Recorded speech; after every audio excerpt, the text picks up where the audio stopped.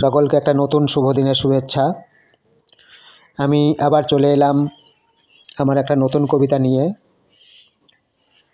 আমরা জানি ফেব্রুয়ারি মাস তার 21 তারিখ একটা বিশেষ দিন, আন্তর্জাতিক মাতৃভাষা দিবস, এবং তা যত কাছে আসছে তা আমার মনের মধ্যে একটা নতুন ভাবনা সঞ্চারিত হচ্ছে, কিভাবে আমার পরপুরুষদেরকে তাদেরকে আমরা বিপথে চালনা করছি, চোখে দেখেও তার কষ্ট সহ্য করতে না পারলেও তাকে আমরা বাধা দিচ্ছি না।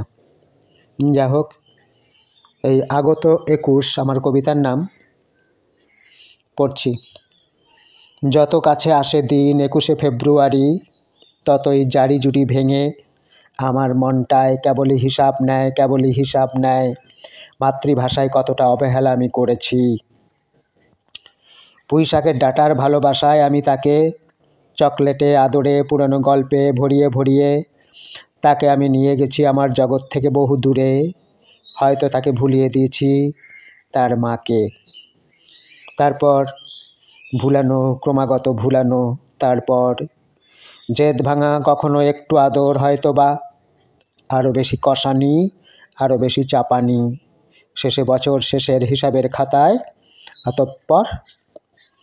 আর আজ ফেব্রুয়ারি মাসে তাকে বানান ধরি, পারে না দেখে বকি, আদব কায়দা শিখল না বলে কখনো বোকা বলি। আমার ছেলের বাংলাটা ঠিক তা নয়, আমরা কি আর জেলে ভাষার ধারি? এখানে শেষ হলো আমার কবিতা। সকলকে আরেকবার শুভেচ্ছা জানিয়ে শেষ করছি।